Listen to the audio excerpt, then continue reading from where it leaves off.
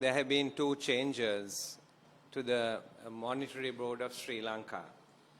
And I was wondering why these changes were, because the two individuals who have made the resignation.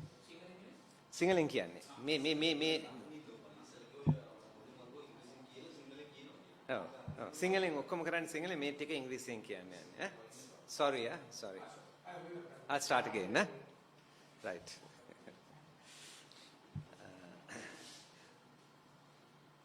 We have just heard that there have been two resignations to the Monetary Board of Sri Lanka of two very eminent professionals from the Monetary Board. One was Mr. Nihal Fonseca, who has been working in a multinational bank, head of one of Sri Lanka's development banks as CEO, been on the boards of several banks, and finally was on the Monetary Board, and had completed 4 years of a 6-year fixed term. The other was on Dr. Dushni Weerakoon, who was the Executive Director of the Institute of Policy Studies. Dushni is an economist, a specialist on macroeconomy. She has served the government in many different committees and commissions. So has Nihal Fonseca. So two very eminent people. Dr. Dushni Weerakoon has been on the Monetary Board for just, I think, less than a year. And these people have been suddenly resigned, and I understand that there has been some pressure for them to go. The role of the central bank is an independent role to the government. All over the world, this is accepted. And we need to protect the role of the central bank. The central bank's responsibilities, amongst its many responsibilities, price control, inflation, money supply are their responsibilities, as opposed to fiscal policy. And therefore, the central bank has to be independent.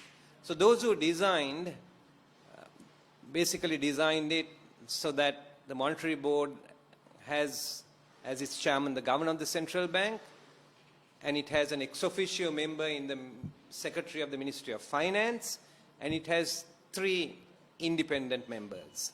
And when the board is constituted, you generally constitute it with varied skills, among which are economists, monetary economists, macroeconomists, and then you also have somebody with a clear understanding of banking, commercial banking, development banking, investment banking, and then maybe somebody with a legal background, and so therefore a varied group of people, but with the relevant skills have to be brought in. The appointments are made by the president by first proposing names. The names are cleared for being fit and proper by the Constitutional Council, and then only the appointments are made. And these appointments are for a fixed term. But unfortunately, when you force out members of the Monetary Board, the independence of the central bank is being threatened by it. It is really sad to note that this is happening before our very eyes, that these highly competent individuals have been forced out of the central bank. Fixed terms have been put, so there's a continuity in policy through a continuity of people. And that's why fixed terms are important. We know that in the judiciary, there are fixed terms. When a judge is appointed to the judiciary, that judge serves until retirement. In countries like the United States of America, when a judge is appointed to the Supreme Court of the country, the judge serves till death, unless they decide to move out because of health reasons. The reason for fixed terms is to ensure independence. And therefore, when fixed terms, individuals appointed are forced out by using pressure, it questions the independence of the central bank. I am really disappointed that the present central bank, headed by an academic, couldn't see the importance of safeguarding its members. We have a very high opinion of the officials of the central bank. I was State Minister of Finance until November, and we always respected the independence of the central bank And also, we really appreciate the contribution made by the officials in the central bank, because there are varied skills there and a lot of intellectual ability in the central bank of Sri Lanka. And therefore, I'm calling upon the government to respect that. Government policy could differ, but central banks must be independent to ensure that we have a stable currency and we have a tolerable inflation rate and stability in the economy. මම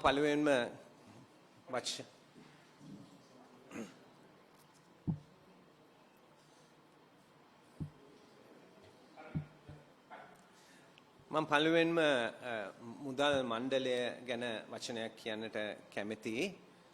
මහ බැංකුව ඉහළම කොමිටුව ඇවිල්ලා මුදල් මණ්ඩලයයි. මුදල් මණ්ඩලයේ සභාපති ඇවිල්ලා මහ බැංකුවේ අධිපති. ඊට අමතරව මුදල් ආමාත්‍යාංශයේ ලේකම්තුමා සිටිනවා. ස්වාධීන සභිකයන් 3 දෙනෙක් සිටිනවා. මේ ස්වාධීන සභිකයන් මුදල් මණ්ඩලයට පත් කරන්නේ අවුරුදු 6ක වාර කාලයක් සඳහායි. මහ බැංකුවක් රජයකින් සම්පූර්ණයෙන්ම නිදහස්ව ක්‍රියා කළ යුතුයි. ඒ නිදහස ආරක්ෂා කරන්න යම්කිසි විධිවිධාන තිබෙනවා. ඒන් එකක් ඇවිල්ලා මේ ස්වාධීන සභිකයන් පත් කරනකොට සුදුසු පුද්ගලයන් පත් කළාට පසුව ඒ පුද්ගලයන් අවුරුදු 6ක කාලයක් ගත කරනවා. හරියටම අධිකරණය වගේ. අධිකරණයට විනිසුරු කෙනෙක් පත් කරපුවාම ඒ විනිසුරුවරයා ඒ මුළු කාල වේලාවම ගත කරනවා. ආණ්ඩුවක් වෙනස් වුණා කියලා විනිසුරුවරයෙක්ව අධිකරණයෙන් නිරපන්නට බෑ. එයා විශ්‍රාම ලබනකම්ම අධිකරණයේ සිටිනවා. සමහර රටවල් වල උසස් අධිකරණයට විනිසුරුවරයෙක් පත් කරපුවාම එයා ජීවිත කාලයටම සිටිනවා. ඒක අධිකරණයේ ස්වාධීනත්වය ආරක්ෂා කරන්නට. එවැනිමයි මහා බැංකුව රජයකින් ස්වාධීනයි. ඒ නිසා තමයි අවුරුදු 6ක දුර කාලයක් මහා බැංකුවට අවුරුදු 6ක දුර කාලයකට මේ සභිකයන් පත් කරන්නේ. නමුත් අවාසනාවකට අපිට දැනගන්න ලැබිලා තිනවා ඒ ස්වාධීන සභිකයන් 3 දෙනාගෙන් 2 දෙනෙකුට යම්කිසි පීඩනයක් යොදවලා ඒ අයගේ අත්සන් අස්වීමේ ලියුම් ලබාගෙන තිනවා. ඒ අය මුදල් මණ්ඩලයෙන් අයින් වෙලා කියලා දැන් අපට තොරතුරු ලැබී තිබෙනවා. මේ පුද්ගලයන් 2 දෙනා එක්කෙනෙක් නිහල් ෆොන්සේකා ජාත්‍යන්තර බැංකුවක ප්‍රධාන නිලධාරියෙක් දරපු කෙනෙක්. ඒ වගේම ලංකාවේ සංවර්ධන බැංකුවක ප්‍රධාන විධායක නිලධාරි වෙලා හිටියා. ඊට අමතරව වෙනත් බැංකුවල අධ්‍යක්ෂක මණ්ඩලයේ හිටියා. ඒ වගේම රජයේ කොමිෂන් වල ඒ වගේම රජයේ නොයෙකුත් කොමිටි වල ඔහු වැඩ කරලා තිනවා. අවුරුදු 4කට උඩදී තමයි ඔහු මුදල් මණ්ඩලයට පත් කළේ. ඉතින් ඔහුගේ තවත් අවුරුදු 2ක කාල සීමාවක් තිබුණා. ඒ නිසා රටට බොහෝම අවාසි මෙවැනි පුද්ගලයෙක් ඒ වගකීමෙන් අයින් කිරීම ගැන.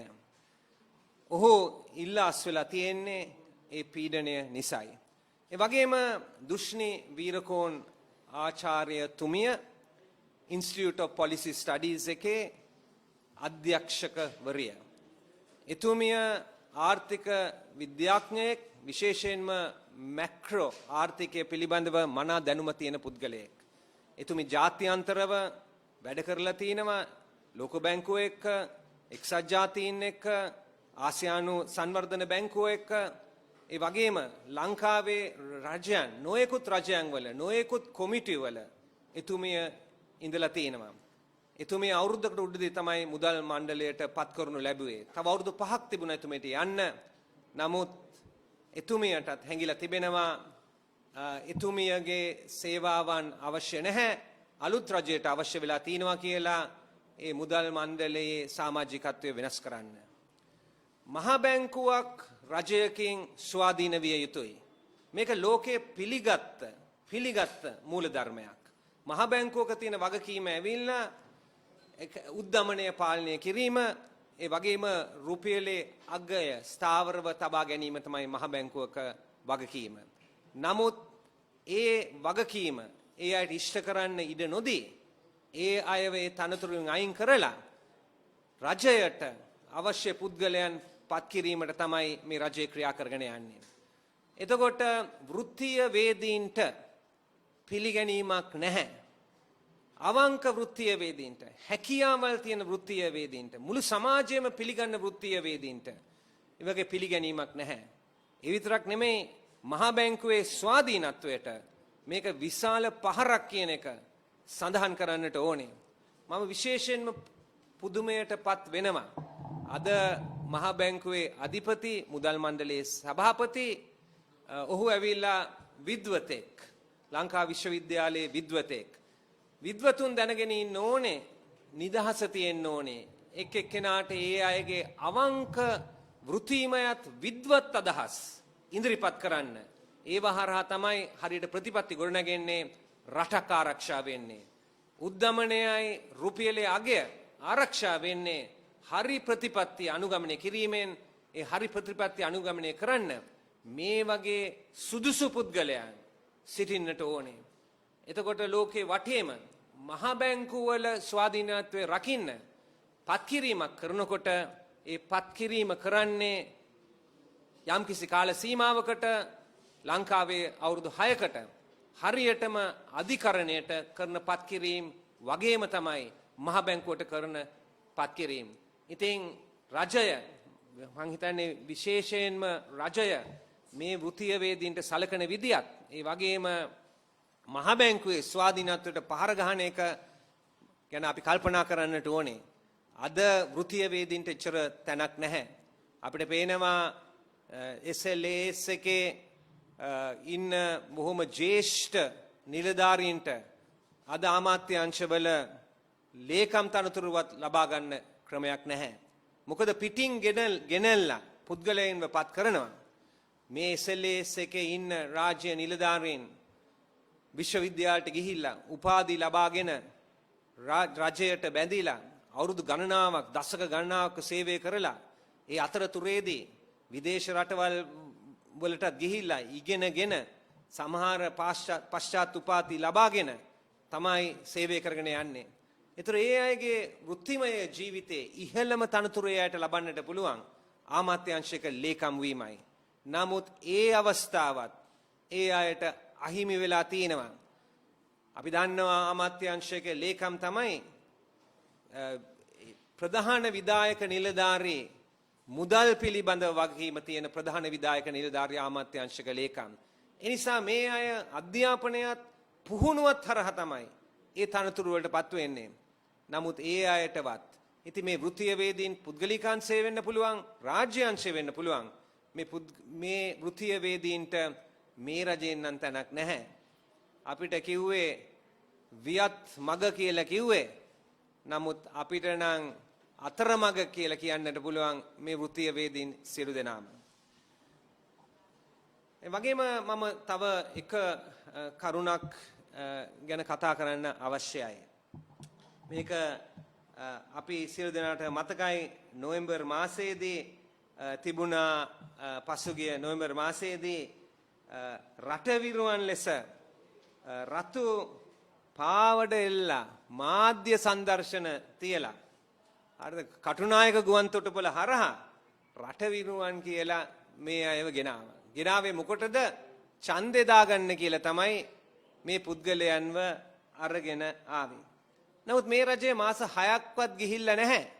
මේ අයව සම්පූර්ණයෙන්ම අමතක කරලා මේ රටවිරුවන් කරදරයකට මුහුණ දෙනකොට රජය කිසි විදිහකට ඒ අයගේ ප්‍රශ්න විසඳන්නට රජය බලලා නැහැ. දැන් ඉතින් තිරය විවෘත වෙලා ඇත්ත ජවනිකාව බලා ගන්නට පුළුවන්.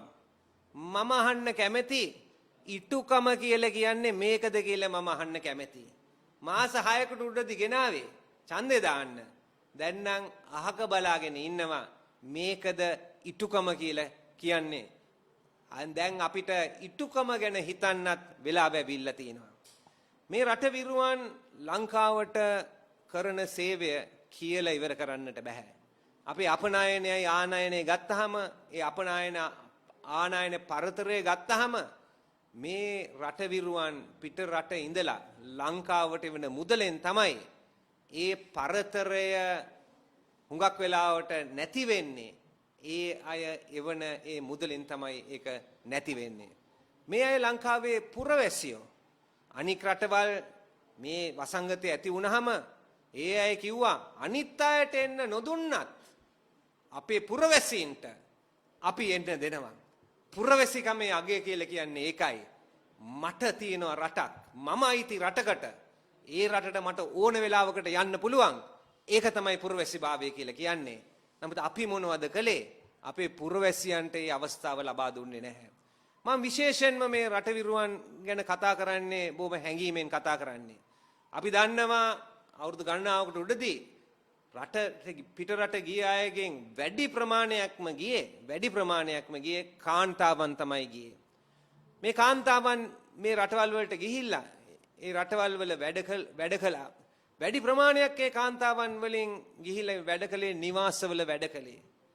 මේ කාන්තාවන් යවන මුදල දිහා බලපුවාම ඒ අය මාසෙකට හම්බ කරන මුදලෙන් ඩොලර් 200ක් වෙන්න පුළුවන්. ඩොලර් 250ක් වෙන්න පුළුවන්. ඒ අය මේ හම්බ කරන ආදායමෙන් 80%යි 100%ක් අතරේ මුළු මුදලම ලංකාවට එවනවා ඒ අයගේ පවුල් නඩත්තු කරන්න. විශේෂයෙන්ම කාන්තාවන් මේ සමීක්ෂණයෙන් පෙන්නනවා පිරිමි අය නම් සාමාන්‍යයෙන් එවන්නේ 80%ක් විතර ඒ ලබන ආදායමෙන්. නමුත් කාන්තාවන් 80%යි 100%ක් අතරේ මුදලක් ලංකාවට එවනවා ඒ අයගේ පවුල් නඩත්තු කරන්න. එතකොට මං අහගෙන හිටියා ඇමති කෙනෙක් කියනවා මේ අය කුවේට් වලින් ආවා. කුවේට් වලින් ආපුවම හරියට බෝම්බයක් කියලාත් ඇමති කෙනෙක් සඳහන් කළා. මම කියන්න කැමති ඒ රජයට තේරෙන්නේ නැද්ද මේ මැද පෙරදිග වැඩ කරන ශ්‍රී ලාංකයන් සමස්තයක් හැටියට අපි ගත්තොත් ඒක කරලා තියෙන ලොකුම අගෞරවයක්. ඒ විතරක් නෙමෙයි කාන්තාවන්ට කරලා තියෙන ලොකුම අගෞරවයක් කියන එකත් සඳහන් කරන්නට ඕනේ. මොකද වැඩි ප්‍රතිශතයක් මේ ලංකාවට මේ මුදල් ලෙවන්නේ ගිහිල්ලා අපේ අම්මලා අපේ අක්කලා තමයි ගිහිල්ලා ඒ රටවල් වල වැඩ කරලා මේ මුදල් ලංකාවට එවන්නේ. අපි ඩොලර් බිලියන 7ක් විතර ලැබුණා. ඒකට අඩු වෙලා තිබෙනවා. මොකද මැද පෙරදිග තියෙන ප්‍රශ්න එක්ක ඒක පසුගිය අවුරුදු 2-3දී අඩු වෙලා තිබෙනවා. නමුත් මේක බොහෝම වැදගත් වෙනවා. ඊට පස්සේ බොරු කතාවකුත් හැදුවා. කුවේටය ගැන බොරු කතාවකුත් හැදුවා. පරීක්ෂණ නොකළ එවනවා කියලා. මම කැමති ලංකාවේ කුවේටේ තානාපතිගෙන් අහන්න. ගුවන් තොටුපළේදී පරීක්ෂණ කරලා හොයලා බලලා තමයි මේ අයව ගුවන් යානාවල් වලට දාන්නේ ලංකාවට පැමිණෙන අය. මොකද අපේ රටේ වගකීම මොකක්ද? අපිට ඒක බලන්න ඕන නම් අපේ රටේ ඉන්න වෛද්‍යවරයන් අපිට කුවේට් රටට එවන්න තිබුණා. ඒක පරීක්ෂා කරලා බලන්න. ඉන්දියන් රජය ඒකයි කළේ. මැද පෙර දිගට ඉන්දියානු වෛද්‍යවරු ඇරියා මැද පෙර දිගට ඒක සොයලා බලන්න. අනික් අය එක්ක වැරදි හොයන්න ඕනේ නැහැ. අපේ පුරවැසියෝ බලා ගන්න අපි දැනගන්න ඕනේ අපේ පුරවැසියෝ කොහොමද අපි බලාගන්නේ කියන එක අපි දැනගන්න ඕනේ. ඒකයි අපේ වගකීම. ඒ වගකීම අපි දැනගන්නට ඕනේ. ඉතින් ලංකාවේ ඉන්නවා ඡන්දෙට විශේෂයි නැත්තම් විශේෂ නැහැ මේ අය.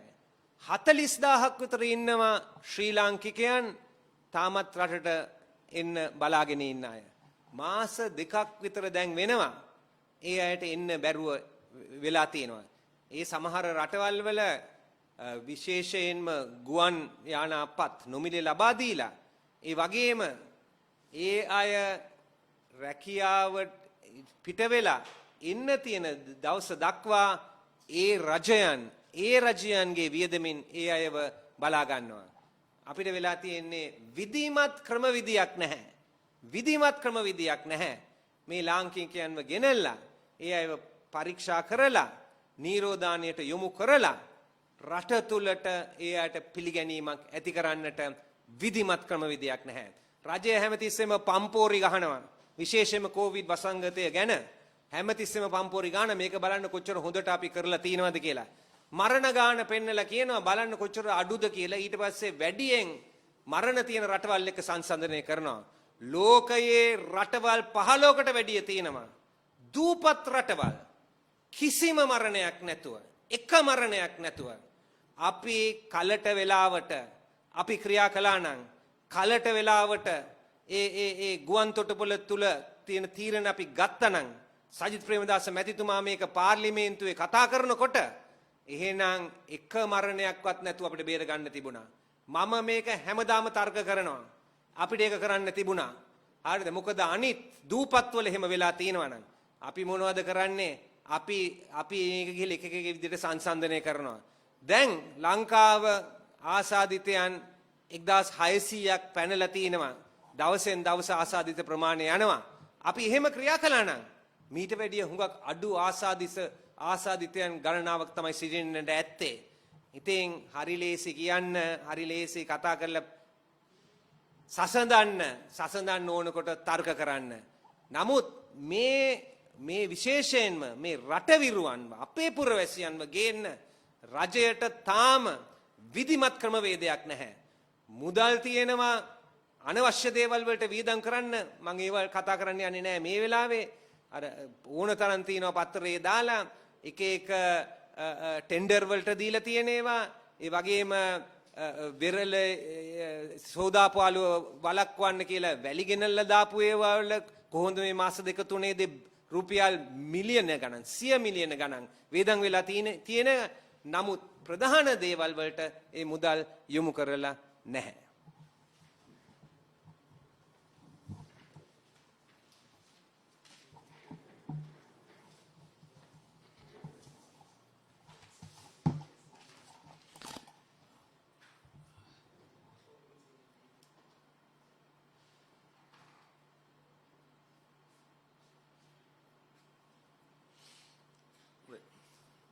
ස්තුතියි.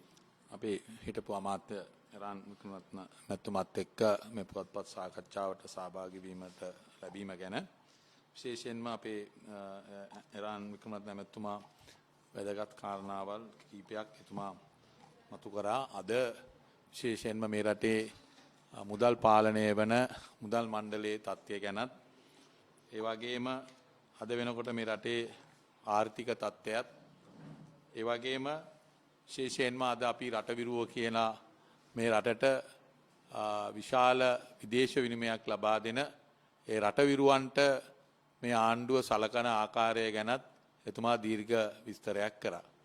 ඉතින් මම හිතනවා එතන ඉඳන් කරුණු කීපයක් ගැන අදහස් කියන්න.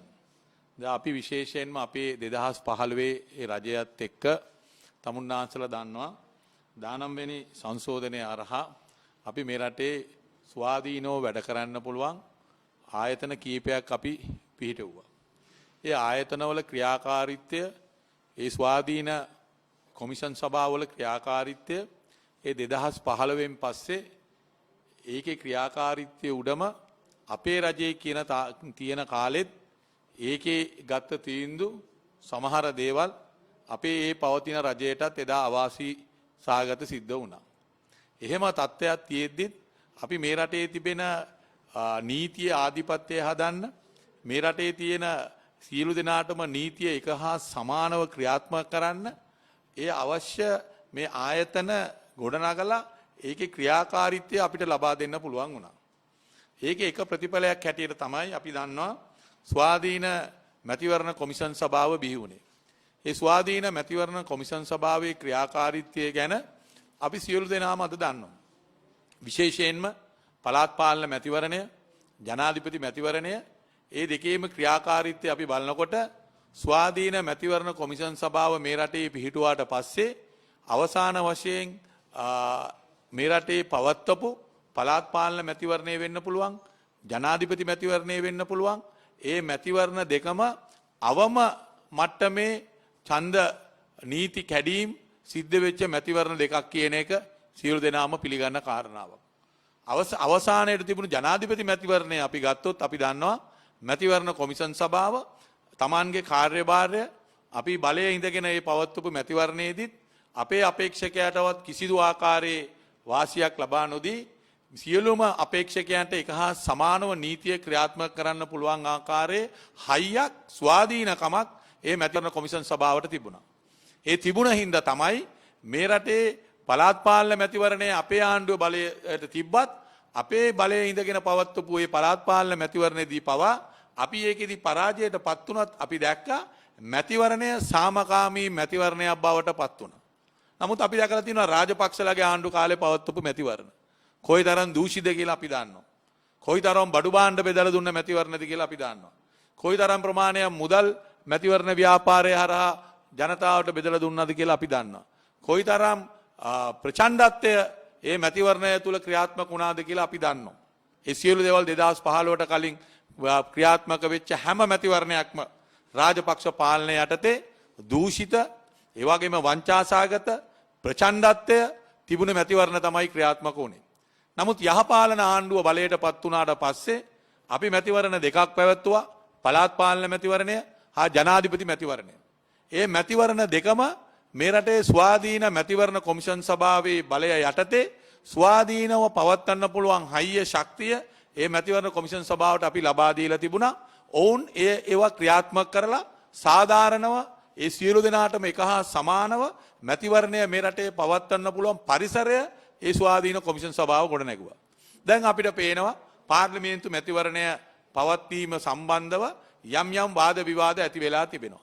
ඒ වාද විවාද තුලදී දැන් ස්වාධීන මැතිවරණ කොමිෂන් සභාවේ ඉන්න නියෝජිතයන්ට අද ආණ්ඩුවේ ඉන්න මැති ඇමතිවරු ඊටාම ඔවුන්ට ප්‍රහාර එල්ල කරන්න පටන් අරන් තියෙනවා. දැන් පෞගිය කාලේ පුරාම දිගින් දිගටම ඒ මැතිවරණ කොමිසමේ ඉන්න නියෝජිතයන්ගේ නම් කියමින් ඊටාම ඔවුන්ට තදබල විවේචනයක් එල්ල කරා ඔවුන්ගේ පෞද්ගලික කරුණු කාරණා සම්බන්ධව. එතකොට අපිට පේනවා දැන් මේ ආණ්ඩුවට උවමනා වෙලා තිබෙන්නේ Tamanට අවශ්‍ය දේ මේ මැතිවරණ කොමිසම ලවා කරව ගන්න. දැන් අපි දන්නවා ඔවුන් බලාපොරොත්තු වුණා ඉතා ඉක්මනින් මේ කොරෝනා වෛරසය ව්‍යාප්ත වීමේ ඇතුළෙත් Tamanට මැතිවරණය තියාගන්න පුළුවන්ද කියන උත්සාහය ඔවුන් දිගින් දිගටම කළා. එතකොට අද ඒ උත්සාහය අසාර්ථක වෙන තත්ත්වය තුල Tamanට අවශ්‍ය ආකාරයේ තීන්දුව තීරණ ගන්න බැරි නම් ඒ තීන්දුව තීරණ ලැබෙන්නේ නැත්නම් ඒවට ඔවුන් කියන්න පුරුදු වුණා මේවා ස්වාධීන ආයතන නෙමෙයි කියලා. ඒ කියන්නේ ආණ්ඩුවේ ඉන්න මැති ඇමතිවරුන්ගේ සංකල්පය තමයි මානසිකත්වය තමයි යම් කිසි සභාවක් යම් කිසි ආයතනයක් Tamanට වාසි වෙන තීන්දුව ගන්නවා නම් Tamanට වාසි වෙන තීන්දුව දෙනවා නම් ඒව ස්වාධීනයි. Tamanට ඕමනා ආකාරයේ තීන්දුව ලැබෙන්නේ නැත්නම් ඒව ස්වාධීන නැහැ. දැන් මැතිවරණ කොමිෂන් සභාව ආණ්ඩුවට අවශ්‍ය දිනක ඡන්දය තියන්න ලෑස්ති නැති හින්දා ඒක දැන් ස්වාධීන නැහැ. දැන් අනිත් පැත්තෙන් ගන්නකෝ දැන් පොලිස් කොමිසම තියෙනවා. ඒකත් අපි 2015 අපේ ආණ්ඩුව යටතේ 19 වෙනි සංශෝධනය හරහා ස්වාධීන ආයතනයක් හැටියට පොලිසියේ ඉන්නේ උසස් වීම් ලබා දෙන්න, මාරු වීම් ලබා දෙන්න ස්වාධීන ආයතනයක් හැටියට වැඩ කළා. දැන් තමුන්නාන්සලා දන්නවා. දැන් අද වෙනකොට පාර්ලිමේන්තු මැතිවරණයට දින නියම වෙලා තිබෙනවා. මැතිවරණ කොමිෂන් සභාව දන්වලා තියෙනවා අද සියලුම රාජ්‍ය ආයතන වලට මාරු වීම, උසස් වීම ලබා දෙන්න බැහැයි කියන එක දන්වලා තිබෙනවා. එහෙම දන්වලා තිබිද්දිත් අද වෙනකොට පොලිස් කොමිසම අපි දැක්කා පෞගිය සතියේ විශාල ලෙස උසස් වීම ලබා දුන්නා. අද වෙනකොට මොනරාගල දිස්ත්‍රික්කයේ ඉන්න දේශපාලන පොහොට්ටුවේ බලවතුන්ගේ උවමනා මත මුළු දිස්ත්‍රික්කයේ තියෙන පොලිසිය වල ඉන්න හැම පොලිස් ස්ථානාධිපතිවරයාම අද වෙනකොට මාරු කරලා තිබෙනවා. නමුත් පොලිස් කොමිසම නිහඬයි. දැන් එතකොට පොලිස් කොමිසම ගැන ප්‍රශ්න කරන්නේ නැහැ. මොකද පොලිස් කොමිසම ආණ්ඩුවට ඕමනා දේවල් ඉෂ්ට කරන හින්දා ඒක ස්වාධීන ආයතනයක්. ඒක ගැන කවුරුවත් පොලිස් කොමිසමට දොස් කියන්නේ නැහැ. මොකද පොලිස් කොමිසම හරියට වැඩ කරනවා. ජනාධිපතිතුමා යවන ලැයිස්තු ඊළඟට මේ අපේ පොලිස්පතිතුමා යවන ලැයිස්තු ඒවා ශනිකව අනුමත කරලා යවන හින්දා පොලිස් කොමිසම ස්වාධීනයි. කිසිදු ආකාරයේ කවුරුවත් ප්‍රශ්න කරන්නේ නැහැ පොලිස් කොමිසමේ ක්‍රියාකාරීත්වය ගැන. නමුත් අපි දන්නවා පොලිස් කොමිසම පෞගිය කාලේ හැසිරුණේ කොහොමද කියලා. විශේෂයෙන්ම අපේ පළාත් පාලන මැතිවරණේ තියෙන කාලේ ඊළඟට ජනාධිපති මැතිවරණේ තියෙන කාලේ පොලිස් කොමිසම සියලු මාරු වීම්, සියලු උසස් වීම්, සියලු දේවල් නැවතුවා. ඒ විතරක් නෙමෙයි මෛත්‍රීපාල සිරිසේන ජනාධිපතිතුමා අර විශේෂයෙන්ම අපරාධ කොට්ටාශ මූල්‍ය මේ අපරාධ කොට්ටාශයේ ඉන්න අර එක නිලධාරියෙක්ව මාරු කරා පළාත් පාලන මැතිවරණ කාලෙදී පොලිස් කොමිසම වහාම ඒක නැවතුවා. තමුන්නාන්සලට මතක ඇති ඒ සිද්ධුව. මෛත්‍රීපාල ජනාධිපතිතුමා ඒ මාරු කරපු උත්සාහ කරපු ඒ මාරුවීම පොලිස් කොමිසම එදා පළාත් පාලන මැතිවරණය තියෙන හින්දා ඒක නවත්තලා දැම්මා. ජනාධිපතිවරයාට ඒ අවකාශය ලබා දුන්නේ නැහැ. නමුත් අද පොලිස් කොමිසම මේ ආණ්ඩුවේ තියෙන උවමනාවන් එපාකම් මත අද වැඩ කරනවා. ඒ හින්දා මේ ආණ්ඩුවේ ඉන්න ඇමතිවරුන්ට මේගොල්ලන්ට අපේ මැතිවරණ කොමිසම ස්වාධීන නැහැ. නමුත් පොලිස් කොමිසම ස්වාධීනයි කියලා අපිට පෙනී යනවා. ඒ හින්දා අපිට පේනවා ඒගොල්ලන්ට ඕන තීන්දුව ලබා දෙනකොට ඒවා ස්වාධීනයි. Tamanට අවශ්‍ය කරන තීන්දුව ලබා දෙන්නේ නැත්නම් ඒවා ස්වාධීන නෙමෙයි. ඉතින් මෙහෙම මානසිකත්වයේ තමයි මේ අපේ ඉන්න ආණ්ඩුවේ ඉන්න ඇමතිවරු වැඩ කරන්නේ. ඉතින් ඊළඟ කාරණාව තමයි විශේෂයෙන්ම දැන් අපි ගත්තොත් එමේ දැන් මේ සහන. දැන් ආණ්ඩුව විශාල ලෙස සහන පැකේජයක් ලබා දෙනවයි කියලා පෞගිය කාලේ අගමැතිතුමා චක්‍රලේඛනයක් නිකුත් කරා. ඒ චක්‍රලේඛනය තුල අපි දැක්කා විශේෂයෙන්ම ව්‍යාපාරිකයන්ට ප්‍රාග්ධන ණය ලබා දීම, ඒ වගේම ඔවුන්ට මේ පැටුප් ගෙවන්න සහන ආධාර ලබා දීම, නොයෙක් ආකාරයේ සහන ආධාර පැකේජ් එකක් කියලා විශාල එකක් එල්ල කරා. අපිට පේනවා අද වෙනකොට විශේෂයෙන්ම ව්‍යාපාරික ආයතනවල ව්‍යාපාරික හිමිකරුවන් චෝදනා කරන්න පටන් අරන් තිබෙනවා. විශේෂයෙන්ම ආනයනය කරන සංගමයේ පවා කියන්න පටන් අරන් තිබෙනවා මේ කියන සහන ආධාර, මේ කියන සහන මලු ඒ කිසිවක් බැංකුවල ක්‍රියාත්මක කරන්නේ නැහැ. ඕවා නිකම් මාධ්‍ය සංදර්ශන බවට අද වෙනකොට පත් වෙලා තිබෙනවා. අද වෙනකොට ඊටාම තදබල ලෙස පාසල් පද්ධතිය තුල විශේෂයෙන්ම ජාත්‍යන්තර පාසල් රාශියක් මේ රටේ ක්‍රියාත්මක වෙනවා. ඒ ජාත්‍යන්තර පාසල් මේ පෞගිය මාස දෙක තුල මේ කොවිඩ් වසංගතය අරා වසා දැමූ පාසල් අද ඒ හිමිකරුවන් එහි ඉගෙන ගන්න දරුවන්ට දෙමව්පියන්ට ඔවුන්ගේ මේ පෞගිය මාස 3ක කාලේ ඒ ගෙවීම් දැන් අය කරන්න පටන් අරන් තිබෙනවා. දැන් ඔවුන්ට දන්වලා තියෙන මේ අය කිරීම ගෙවන්න කියලා. එහෙනම් අපි අධ්‍යාපන ඇමතුමාට කියනවා වහාම මේ ජාත්‍යන්තර පාසල් මේ කාලය තුල ආදායම් අහිමිව Tamanගේ ආදායම් මාර් රැකී ආරක්ෂා කරගන්න බැරුව නිවස්වල හිටපු මේ මාස 2ක 3ක කාලය තුල ජාත්‍යන්තර පාසල් වල හිමිකරුවන් මේ උත්සාහ කරනවා ජනතාවගේ මුදල් ලබා ගන්න. වහාම රජය මේකට මැදිහත් වෙන්න. මේ සහනය ලබා දෙන්න. මොකද විශාල ප්‍රමාණයක් අපේ රටේ දරුවෝ ජාත්‍යන්තර පාසල් වල අද ඉගෙන ගන්නවා. අද ඔවුන්ට පසුගිය මාස 3ක කාලය තුල ඔවුන්ට මුදල් උපය ගන්න බැරි වුණා. ඒ දෙමව්පියන්ට ඔවුන්ගේ ආදායම් මාර්ගවල් අහිමි වුණා. එතකොට මේ සහනය ගැන ආණ්ඩුව අවධානය යොමු කරලා ඒ දෙමව්පියන්ටත් ඒ සහනය ලබා දෙන්න කියලා අපි ආණ්ඩුවට මතක් කරන්නත් කැමති. විශේෂයෙන්ම අධ්‍යාපන ඇමතිවරයාට අපි කියනවා මේකට වහාම මැදිහත් වෙන්න. මේ ජාත්‍යන්තර පාසල් වල ඉගෙන ගන්න දුවදරුවන්ගේ දෙමව්පියන්ගෙන් මේ කොරෝනා වසංගතය හරහා ඒ පාසල් වල ඉන්න පාලකවරුන් මේ මුදල් අය කිරීම ගැනීමේ යම් උත්සාහයක යෙදලා ඉන්නවා. ඒ දෙමව්පියන්ට දන්වලා තියෙන වහාම මුදල් ගෙවන්න කියලා ඒ සහනය මේ දෙමව්පියන්ටත් ලබා දෙන්න කියලා අපි අධ්‍යාපන ඇමතුමාගෙන් ඉල්ලා සිටිනවා. ඒ වගේම තමයි විශේෂයෙන්ම අපි දන්නවා ගල්කිස්ස මේ අවට තියෙන මේ ප්‍රදේශයේ තියෙන මේ වෙරළ තීරය පිළිබඳව පෞගිය කාලෙම කතා වෙච්ච දෙයක්. දැන් අද වෙනකොට ආණ්ඩුව යම් උත්සාහයක් දරනවා මේක අපේ පවතින රජයේ කාලේ ගෙනාපු දෙයක් කියලා පෙන්වන්න. අපි කියන්න ඕන විශේෂයෙන්ම ජනවාරි මාසයේ 20 මේ 2020 අවුරුද්දේ තමයි කැබිනට් අනුමැතිය මේ ව්‍යාපෘතියට ලබා දුන්නේ. ඒක මේ ආණ්ඩුව ආවට පස්සේ ගත්ත අනුමැතිය 2020 ජනවාරි මාසයේ 20 වෙනිදා තමයි කැබිනට් අනුමැතිය ලබා දුන්නේ මේ වෙරළ සංරක්ෂණය සඳහා නැවත වැලි පිටන පිරවීමට.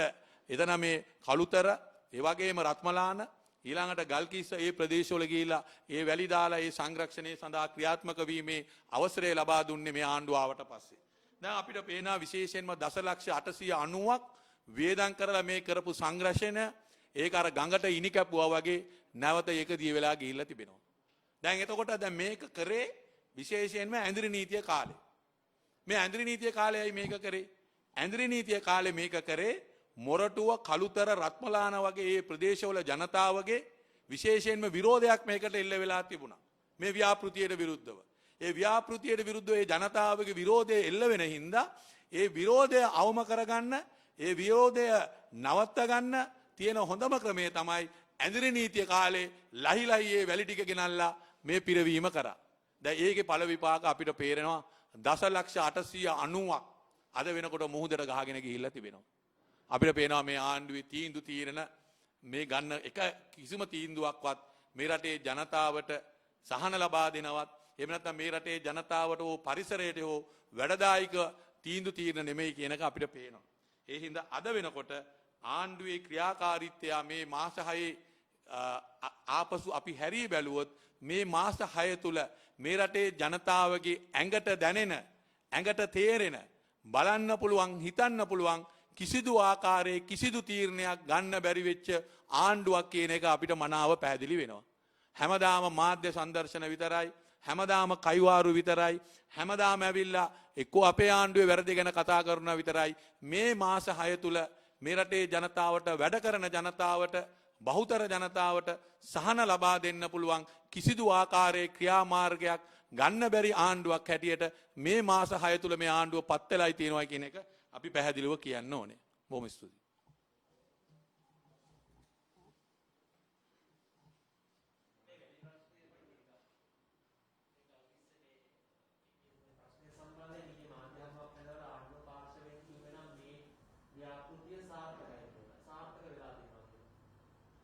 ඒගොල්ලෝ කියන්නේ සාර්ථක වෙලා තියෙනවා කියලා මමත් ඒක දැක්කා. විශේෂයෙන්ම දැන් ගල්කිස්සේ තියෙන වැලි ටික මොහොතට ගිහිල්ලා තියෙනවා. ආයේ ඒගොල්ලෝ කියන ආයේ දින ගණනාවකින් ඒ වැලි ටික වැල්ලවත්තට එනවායි කියලා. ඉතින් ඒකනේ කිව්ව සාර්ථකත්වය. ඉතින් ඕක ගෙනල්ලා ගල්කිස්සේ මොහොත වේ ගන්න ඕනේ නැහැ නේ. ওই වැලි ටික ගෙනල්ලා කෙලිම වැල්ලවත්තට දැම්මා නම් වැඩේ ඉවරයිනේ. දැන් ආණ්ඩුවේ මේ අසාර්ථක ව්‍යාපෘතිය සාර්ථක කියලා පෙන්වන්න ආණ්ඩුව උත්සාහ කරනවා රජයේ ඉන්න නිලධාරීන් පාවිච්චි කරනවා.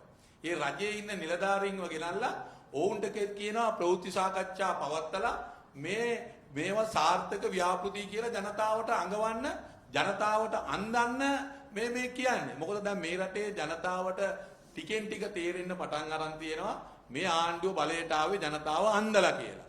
ජනතාවට බොරු කියලා. ජනතාවට නැති දේවල් මවලා. එහෙම බලයට ආපු ආණ්ඩුව මේ මාස 6ක් තිස්සේ ආණ්ඩුවේ තියෙන ගමන ආපස්සට හැරිලා ඒ ජනතාවගේ තියෙන මේ ප්‍රසාදය ක්‍රමයෙන් දැන් අඩු වීගෙන එනවා. ඒ අඩු වෙන හින්දා ආණ්ඩුවේ ඉන්න මැති ඇමතිවරු දැන් කියන දේවල් විශ්වාස කරන්න ජනතාව සූදානම් නැහැයි කියන එක ආණ්ඩුවට තීරිලා දැන් රාජ්‍ය නිලධාරීන්ව ගෙනල්ලා ප්‍රවෘත්ති සාකච්ඡා පවත්වලා කියනවා මේක හරි මේක මෙහෙමයි මේක දැන් මේක හින්දා කියලා දැන් බලනවා මේක ජනතාවට ඔප්පු කරන්න.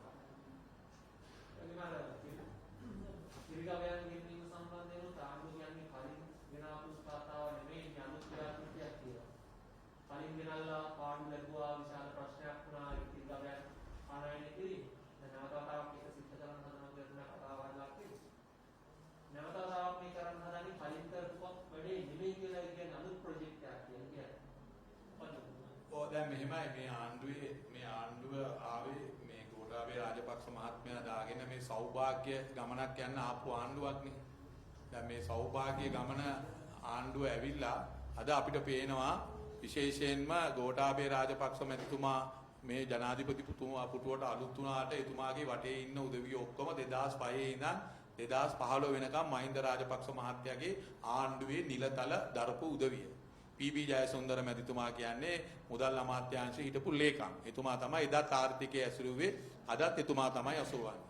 බැසිල් රාජපක්ෂ මැතිතුමා කියලා කියන්නේ එදා මහින්ද රාජපක්ෂ මහත්තයාගේ ආණ්ඩුවේ හිටපු ප්‍රධානම පුරුකේ හා මේ ආණ්ඩුව ඇසුරපු බලවතා.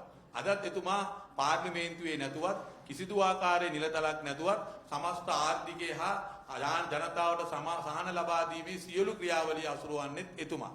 ඊළඟට නිවාඩ් කබ්‍රාල් මැතිතුමා. මේ ඔක්කොම පරණ සෙට් එකම තමයි ආණ්ඩුවේ ඉන්නේ. ඒ හින්දා මේක අලුත් ආණ්ඩුවකුත් නෙමෙයි. එක විදියකින් බලනකොට මේ පරණ ඉන්න සෙට් එක ආයි බලයට ඇවිල්ලා තිබෙනවා. ඒ හින්දා දැන් මේගොල්ලෝ කියන කාරණාවල් ඒගොල්ලෝ කරන දේවල් එකක්වත් අපිට නම් පේන්නේ අලුත් විදියට. ඔක්කොම අපිට පැරණි කාරණාවල් හැටියට තමයි තියෙන්නේ. විශේෂයෙන්ම ওই කිරිගොවින් සම්බන්ධවත් මම දැක්කා ඊ අපේ හිටපු හැරිසන් ඇමතිතුමා මාධ්‍ය හමුවකදී එතුමා කිව්වා මේ ගිය 2015ට කලින් ඒ අත්සන් කරපු ගිවිසුම තමයි අපේ ආණ්ඩුව තුලත් එතුමාට ක්‍රියාත්මක කරන්න සිද්ධ වුණේ කියන එක. මම අපි ලකිනවා මේ ඒ වගේම විශේෂයෙන් ඔබතුමාලාගේ පාර්ශ්වයෙන් ඔබතුමාලාගේ ගැළවිච්ච ඔබතුමාලා ගැළවිලා ආපු පාර්ශ්වයෙන් චෝදනා කරන මහා බැංකුව සම්බන්ධයෙන් යම් කිසි හයිඩ් ට්‍රේඩර්ස් නෙවෙයි නෑ බොරු කණ්ඩායමක ඉන්නවා කියන කතාවක් ඔබතුමාලා චෝදනා කරනවා ඔබතුමාලා මේ ස්ථානයේ දෙනවා චෝදනා කරනවා. ඇත්තටම මේ හිටපු ජනාධිපතිවරයා යම් කිසි උත්සාහයක දැරුවද යම් කිසි විදිහකින් ඔබතුමාලා දිනගෙන මේ සම්බන්ධව සාධාරණයක් කරන්න මොකද මහා බැංකුව වංචාව සම්බන්ධව ඊයේ ජනාධිපති හිටපු ජනාධිපතිවරයා අස්සන් ඉසේද්දා කතාවක් කියනවා කරයට එනකන් මේක ගැන හොයන්නයි ඒක ලියුම් අස්සන් කරන්නයි කියලා කතාවක් කියනවා. දැන් ඔබතුමාලාගේ පාර්ශවය මෙතන ඉඳන් ගැලවිලා ආපු කණ්ඩායමම ඒකට චෝදනා කරන බොරු කණ්ඩායම අතන ඉන්නවා කියන්නේ. යම් කිසි උත්සාහයක් දරුවද හිටපු ජනාධිපතිවරයා ඒ කාලේ ඔය සඳහා සාධාරණ ඉෂ්ට කරන්න කියන කතාව මම මේ අහන්නේ. උත්සාහය දරුවද හරියට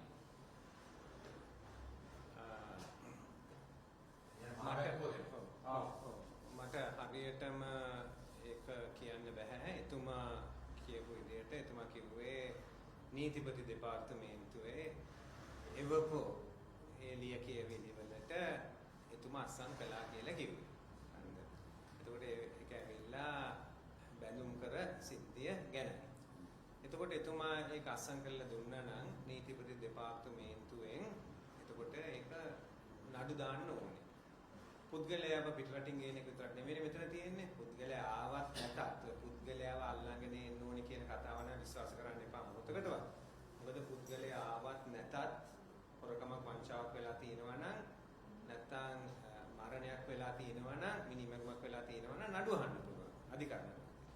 එතකොට ඒක නීතිපති දෙපාර්තමේන්තුවෙන් දාන්න ඕනේ. එතකොට රටටම ගිහිල්ලා වික්කේ බැඳුම් කරයක් කළා යහපාලන රජය හොරකම් කළා කියලා ජනමතයක් විකුණලා ඡන්දේ ගත්තා. දැන් මං අහන්නේ ඒකේ අනිත් පැත්ත. ඉතින් එතුමා කියනවා නම් එතුමා කළා කියලා එන නීතිපති දෙපාර්තමේන්තුවේ නම් ඒගොල්ලන්ගේ වැඩ කරලා නැහැ. ඒ වගේම නීතිපති දෙපාර්තමේන්තුවේ නීතිඥ මහත්තුරු ජනාධිපති කොමිෂන් සභාවකටත් ඇවිල්ලා බොහෝම ඉක්මන් වෙලා ප්‍රශ්න කළා. ජනාධිපති කොමිෂන් සභාවකට ඇවිල්ලා අපේ മന്ത്രിවරුන්ව හැම හිටපු ආගමේතුමාව හැම ප්‍රශ්න කළා. හරිද? ඒතර ලොකු හදිස්සියක් තිබුණා. දැන් මං අදහනවා නීතිපති දෙපාර්තමේන්තුවෙන් එහෙනම් හරිද? ඕගොල්ලන් ඇයි නඩු දාන්නේ නැත්තේ? වරදක් කරලා තියෙනවා නම් කවුරු හරි උසාවියකට යොමු කරන්නේ නැත්තේ? එතකොට ඒක නොකරන්න හේතු දෙකයි. එක්කෝ නීතිපති දෙපාර්තමේන්තුව ඇත්තටම එහෙම විස්තරයක් නැහැ. හොරකමක් වංචාවක් වෙලා තියෙනවා කියලා. ඒක එකක්. එහෙම නෙමෙයි නේද? දෙවෙනි එක ඇවිල්ලා එහෙනම් දැන් ඉන්න රජය ගෝඨාභය රාජපක්ෂ ජනාධිපතිතුමාගේ රජය එහෙනම් ඒක වහන්න හදනවා. එහෙනම් ඒකේ ඩීල් එකක් තියෙනවා. ඒ ඩීල් එක තියෙන්නේ එතකොට අර චෝදනාව යොමු කරපු අය එක්ක ඒ තමයි ඩීල් එක තියෙන්නේ. ඉතින් අපි අදත් කියනවා. එදත් කිව්වා අදත් කියනවා. වරදක් කරලා තියෙනවා නම් කවුරු වුණත් කමක් නැහැ. අපේ පක්ෂයේ වුණත් කමක් නැහැ. එහෙනම් ඒක අධිකරණයට දාලා දඬුවම් දෙන්න. මොනවද මේ අය කරන්නේ? එහෙම එකක් කරන්නේ නැහැ. මේක කතාවක් හැටියට තියාගෙන ගිහිල්ලා හරිද මේක මිනිස්සුන්ට කිය මෙහෙම එකක් වෙලා තියෙනවා කියලා කතාවක් හදාගෙන දේශපාලනීකරණය කරගෙන යන එකක් තමයි ඔය දැන් තියෙන්නේ. දැන් ඔබතුමාලා විශ්වාස කරනවද මහා බැංකුව වංචාවක් වුණා කියලා? මහා බැංකුවේ වංචාව ගැන හොයලා බලනකොට කෝප් සභාවේ වාර්තාවක් තියෙනවා. ඒ වගේම ජනාධිපති කොමිෂන් සභාවක වාර්තාවක් තියෙනවා. ඊට අමතරව හරිද ෆොරෙන්සික් ඔඩිට් එකක් කරලා මහා බැංකුවෙන් ෆොරෙන්සික් ඔඩිට් එකක් කරලා ඒ ෆොරෙන්සික් ඔඩිට් එකේ තියෙනවා වාර්තා 5ක් තියෙනවා 1 2 3 4 5 කියලා වාර්තා 5ක් තියෙනවා. එතකොට මේ වාර්තාවල් ඔක්කොම තියෙනවා. එතකොට මේ වාර්තාවල් තියෙනවා නම් ඒක නීතිපති දෙපාර්තමේන්තුවට යොමු කරලා තියෙන්නේ එතුමන්ලා තමයි තීරණය කරන්න ඕනේ මේක වෙලා තියෙනවද නැද්ද කියලා නඩුවක් දාන්න ඕනේ. හැබැයි එක දෙයක් පැහැදිලි.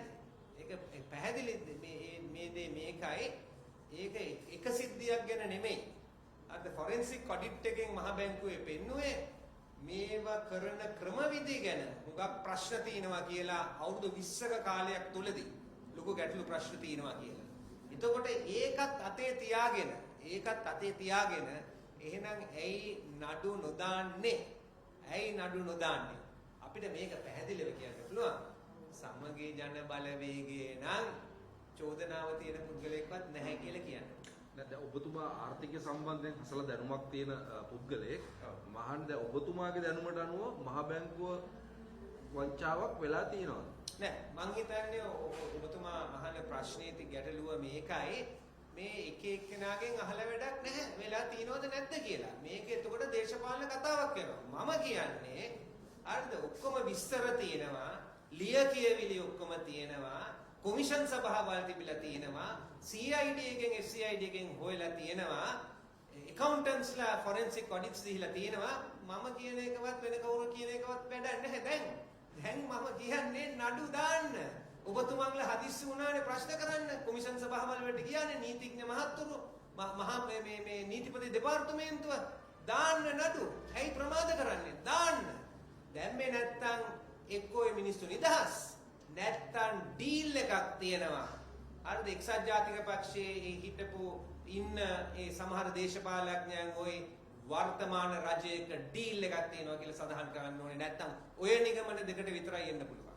ඒ වගේම අර හිටපු ජනාධිපතිතුමාක අත්සන් 21000ක් ගැහුවා කියලා මේකට මොකක්ද මන්ත්‍රීතුමා දැන් මේ අත්සන් 21000ක් මොකක්ද ඒ කතාව? එහෙම මොකක්වත් තියෙනවද ප්‍රොසීජර් එකක් අත්සන් 21000ක් ගන්න කියන කතාව ඔබතුමාට විශ්වාස කරන්න පුළුවන්ද? අනේ මම නම් දන්නේ නැහැ. ඉතින් අත්සන් 21000ක් ගහන එක ගැන අපි දන්නේ නැහැ. අපි දන්නේ නැහැ. ඉතින් එක ඔය ලිය කියවිලි කියනකොට අත්සන් ගුවක් ගහන්න තියෙනවා. ඉතින් මම ගණන් හිලව දන්න පුද්ගලයෙක් නේ. ඉතින් මම කතා කරන්න යන්නේ නැහැ. නෑ ඔය 21000ද කීයද කියලා. දවස් 3ක් ඇතුළත එහෙම විශේෂයක් බලක් අසන්න. ඔව්. සංග්‍රහ වුණා. දැන් මේ ජනාධිපතිවරණ වේදිකාවේ කිව්වෙම මහ බැංකුව බඳුන් කරවරු අල්ලන්න කියලා. දැන් ඇයි උතුමාලට හිතෙන්නේ මොකක්ද මේ ඇත්තටම මේ ආණ්ඩුව මේක මේ ක්‍රියාමාර්ග කඩිනම් කරන්නේ නැත්තේ ඒක උතුමාලට හිතෙන්නේ මොකක්ද හේතුව? ඩීල් එකක් තියෙනවා.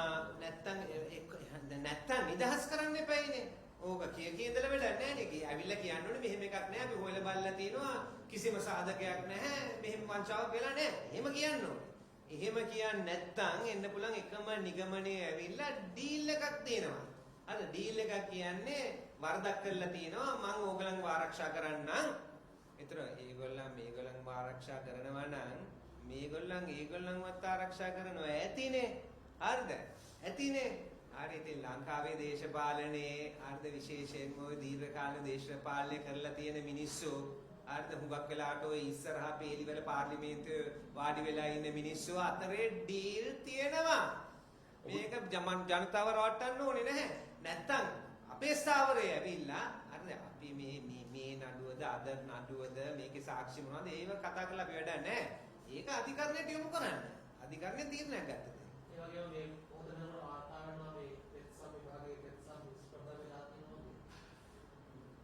ඔව් ඉතින් ඒක ගැටලුවක් නැහැ. මොකද ඒකේ කිසිම ගැටලුවක් නැහැ. මම හරියටම දන්නේ නැහැ. මොකද මම මෙතන කතා කරන අතරේ වෙන්නේ නැති ඔබතුමාට ඔය විස්තරේ ලැබිලා තියෙන්නේ.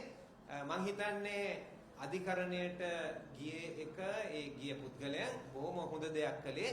මොකද මේ වෙලාවේදී මැතිවරණ කොමසාරිස්ගෙන් අහපුවාම මේක තිබිය යුතුද නැද්ද කියලා අහනකොට මැතිවරණ කොමසාරිස්ගෙන් මේ වෙලාවේදී හරිද මැතිවරණ කොමසාරිස් දුන්නේ ජූනි මාසේ තියමු කියලා දවස් ගානක් පස්සට දාලා මැතිවරණය. අපි නම් මං හිතන්නේ අධිකරණයට ගියක හුඟක් හොඳයි. මොකද ඒකෙන් හොඳ ප්‍රතිචාරයක් ලැබුණා. ඒ හොඳ ප්‍රතිචාරය ඇවිල්ලා මේ මැතිවරණය පස්සට ගියා. ඇයි ඒක හොඳ මේ හේතුව නිසා පමණයි. ඒ කියන්නේ මේ වසංගතය අවම කරලා ජීවිත අපි බේර ගන්න ඕනේ. ජීවිත ගණනාවක් නැති වෙලා තියෙනවා. දහස් ගණනාවක් අසාධ්‍ය තත්වයක සිටිනවා. ඒ නිසා අපි මැතිවරණයකට ගියා නම් හදිස්සි වෙලා මැතිවරණයකට ගියා නම් තවත් අසාධ්‍ය රෝගීන් වැඩි වුණා නම් තව මිනිස්සුන්ගක් මැරුණා නම් ජීවිතේ ඉන්න ඕනේ මැතිවරණයට ඉස්සෙල්ලා. ඉතින් මං හිතන්නේ හුඟක් හොඳයි. මේක ප්‍රමාද වෙච්ච එක මම දන්නේ නැහැ මොනවද උසාවියෙන් කියලා තියෙන්නේ කියලා. එතකොට මැතිවරණ කොමසාරිස්ට එතකොට අනාගත දිනයක් දාන්න පුළුවන්. එතකොට මැතිවරණ කොමසාරිස් මම විශ්වාස කරනවා වෛද්‍ය විශේෂඥයන්ගේ උපදෙස් ලබාගෙන පස්සට කරලා දිනයක් දායි කියලා. ඒ වගේම ලබන සමුදාය නිවසිට සියලු පොදු ප්‍රවාහන සේවා සාමාන්‍ය ක්‍රියාත්මක කරන්න තීරණය කරලා තියෙනවා. මේ පවතින තත්ත්වයට එක්ක ඒක හොඳ තීරණයක්ද ඔබතුමාලා සංවිධාන බලවේගයේ විදිහට කොහොමද කරන්නේ? මං හිතන්නේ සාමාන්‍ය තත්වයට ජන ජීවනය එන එක හොඳ දෙයක්. සාමාන්‍ය තත්වයට එන එක මොකද මේ ආණ්ඩුව මේ කොවිඩ් වසංගතය කළමනාකරණය කරපු එකේ විශාලම මිල ගෙවලා තියෙන්නේ සාමාන්‍ය මිනිස්සු තමයි විශාලම මිල ගෙවලා තියෙන්නේ. මොකද සම්පූර්ණයෙන්ම ආර්ථිකය කඩාකප්පල් කරලා දැම්මා. මොකද එකම රටක්වත් මෙච්චර දීර්ඝ කාලයක් වහලා නැහැ. එකම රටක්වත් වහලා නැහැ. ඉතින් මේ රට වහලා දාපුවාම නිෂ්පාදනය බිඳුවට ගෙනාවා. නිෂ්පාදනය සේවාවන් බිඳුවට ගෙනාවා. හරිද? මේ රජය. එතකොට අපේ වැඩ කරන ජනතාවගේ දිහා බැලුවොත් මිලියන 8න් මිලියන ලක්ෂ 30ක් විතර තමයි පඩිපතක් ලබන්නේ. රජයෙන් භාගයක් ලබනවා මාසික පඩිපතක් පුද්ගලික අංශයෙන්. අනිත් අය එක්ක ස්වයං රැකියා එක්ක දිනපතා රැකියාවේ සිටින්නේ. ඒ මිනිස්සුන්ට ආදායම සම්පූර්ණයෙන්ම අහිමි වෙලා තියෙන්නේ. එතකොට අපිට දැන් අහන්න ලැබිලා තියෙනවා නිෂ්පාදන කර්මාන්ත වලින් හරිද රැකියාවල් ලක්ෂ ගණන් අහිමි වෙන්න යනවා කියලා ලබන මාස ගණන් තුලදී. ඉතින් මේ ජන ජීවිතය ඉක්මන් තරමට සාමාන්‍ය තත්ත්වයට එන එක ගැන අපි සතුටු වෙනවා. විශේෂයෙන්ම හරිද මිනිස්සුන්ව ආරක්ෂා වෙන්න රැකියාවට යන්න ඕනේ, ආදායමක් ලබන්න ඕනේ, ආහාර ගන්න පුළුවන් වෙන්න ඕනේ, කලට වෙලාවට කන්න පුළුවන් වෙන්න ඕනේ, බෙහෙත් ගන්න පුළුවන් වෙන්න ඕනේ. ඒ බෙහෙතුත් කලට වෙලාවට ගන්න පුළුවන් වෙන්න.